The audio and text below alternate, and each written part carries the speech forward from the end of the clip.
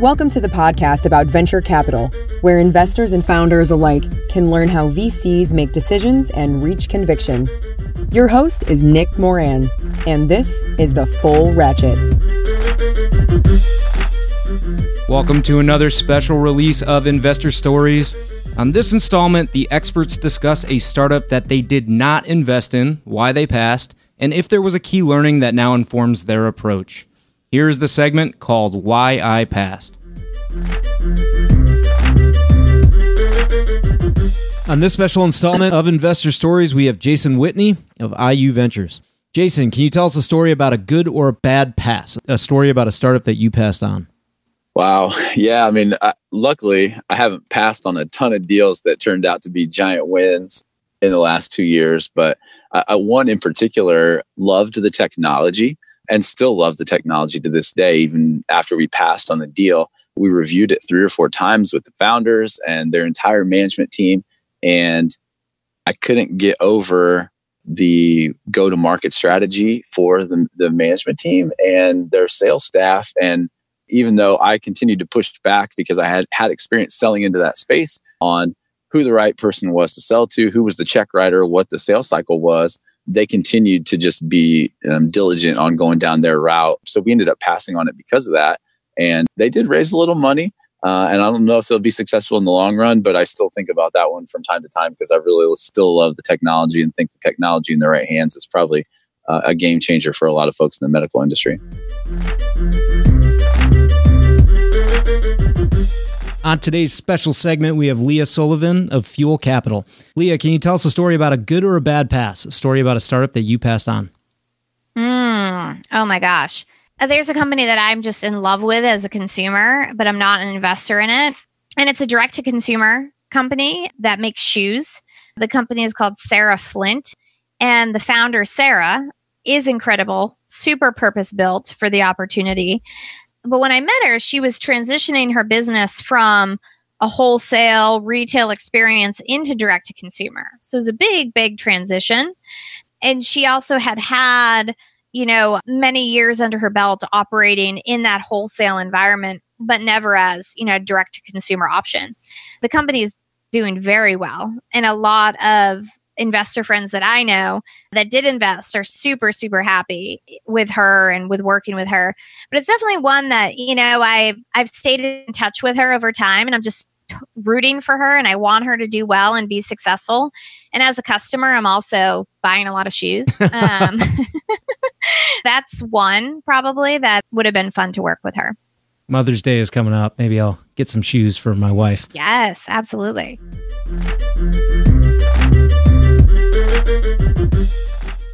On today's special segment, we have Jim Douglas of Fulcrum Equity Partners. Jim, can you tell us a story highlighting a good or a bad pass? A story about a startup that you passed on. I'll give you 2 quickly. So Shipt, which is now the last mile delivery platform for Target. So we had the opportunity to invest in that. It was out of Birmingham. And that was a successful one. I think you know that business. You know the business? Oh, yeah. One of my LPs is actually the former CEO of Target. Yeah. And we're in a last mile delivery platform drop off. So we got in one. It's different. Ours is now mostly healthcare. We're driving around a lot of blood and labs and stuff like that, which is a good space too. And then the other one is Map Anything that was sold to Salesforce. It's out of the Carolina area. We had an opportunity to do that one. Didn't do it. Both those were really good businesses. Hey, what drove the path on those? Is it just pricing or? Shipt was was probably mostly pricing. Yeah. Mostly pricing. And it was a little consumery, right? It was we stay away from consumer adoption plays. Our last mile delivery business, we sell to enterprises that need stuff moved, largely healthcare. Map Anything, actually, we went through this period where we were worried about how many buyers you would have in these businesses that were just built on the Salesforce platform. Mm-hmm. And we were wrong. We're dead wrong. We should have been investing in those businesses, but we couldn't get our head around, is it just Salesforce, your only buyer? And you kind of go, okay, what other ecosystems could you take that platform to? And you try to get there in that. And there's several in that space that we didn't do in that. Channel exposure, it's such a risk, right? I was just looking at a really compelling startup that has some technology built on Amazon to empower Amazon sellers further. But it's so much risk when you kind of have one go-to-market channel and you're dependent on a Facebook or an Amazon, or in this case, a Salesforce, right? Mm-hmm. If they change their mind or want to shut you down or want to replicate, your business internally, then, the business can be done overnight. Yeah. Limited buyers and they could replace you overnight. Those two things kind of keep you from cutting a check, right? Yeah. But it's changed. I mean, it's so horizontal now. There's multiple businesses that have been built and sold on top of that platform. So we would definitely look at something now, and we have since then. What's the learning when it comes to pricing, right? If you couldn't get there on the pricing and the startup goes on to achieve, unicorn plus status, does that cause you to reflect and change pricing, or do you kind of stick with the thesis? You stick with the thesis because it's working. We've been fortunate to knock on everything around me to have good returns. And it's because we can look at a lot of things, and we're broad. We look up and down the East Coast, into Texas, into the Midwest. Got a really good business development associate with us now, Peter Franconi, that really helps us cover that map. And we stay in touch with all the investors in those markets to make sure we kind of know what's going on and see the deal opportunities. And because we do that in healthcare and tech, we see a lot, and we can say no a lot and kind of wait to find those. I just think in anything, you start chasing price, you might get away with it a few times. So we never look at it and go, oh, wow, we got to change the way we are.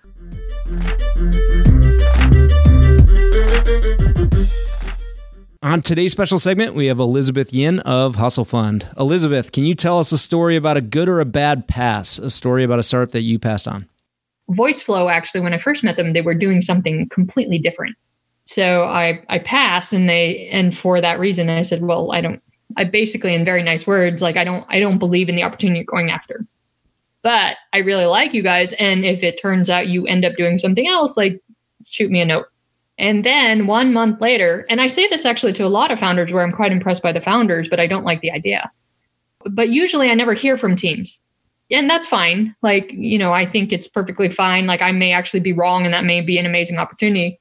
But with VoiceFlow, about a month later, the founder emailed me and said, actually, we decided to pivot and basically take the core underlying technology around the voice, which he turned into a voice platform, and go and build that out as a platform. And so we did that. And now we have 2,000 users. And he did this within like a month. Whoa. And I was so impressed. And so I invested. Well, not only because I was impressed by that speed of execution on the pivot and what they had achieved in that time, but also because of the new idea, obviously. But that, I think, is an example where, pass is never forever. There are always, so many cases where you can go back to an investor who passed and show what you've achieved. And then it could be turned into a yes, actually. How clear are you with pass reasons? And do you deliver it on the call or in a subsequent email? I've done both. I think it depends on when I decide it's a pass. If I decide it's a pass on the call, I usually just pass on the call. Earlier in my investing career, it was quite awkward, of course. Like, it's very hard to deliver that kind of news to somebody when you're talking with them. But I think over time, I just have gotten used to it. And so it just saves me time rather than having to write this email later. So I'll do that now. But I think there are some cases where I will think about it then and sleep on it and then decide the next day, actually, I'm really concerned about A, B, and C, and then I'll write the email. But I do try to provide as much color as I can because I think even where we're not investing, if a founder is going to take time and speak with me, I really do appreciate that because founders are super busy. I remember I was always busy with my startup. And so I want it to be worthwhile for them. Like, it's just my 2 cents. It may not mean anything. I may be completely wrong, but here is my opinion for what it's worth after chatting with me. One of the things that I hated when I was an entrepreneur was getting a response like, we've decided it's not for us. What does that mean? Like, why is it not for you? That would just be frustrating. And I think it is early in my career also, though, I found that it was hard to articulate often why was I passing. Right, because it's a feel thing. Yeah, like what would make me not pass? And so that's kind of how I think about it now. Like, okay, what are all the things that I would need to see change here for me to not pass? Sometimes it's a whole long laundry list of things, and I don't always write the whole laundry list of things, but can I give at least one or two concrete reasons for why I'm passing?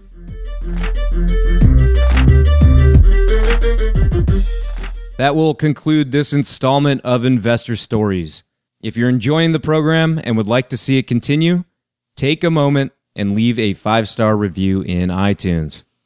Also, if you'd like updates on new content from TFR, as well as the top 10 VC articles every week, go to fullratchet.net and sign up for the newsletter. Okay, that will wrap things up for today. Until next time, over-prepare, choose carefully, and invest confidently. Thanks for joining me.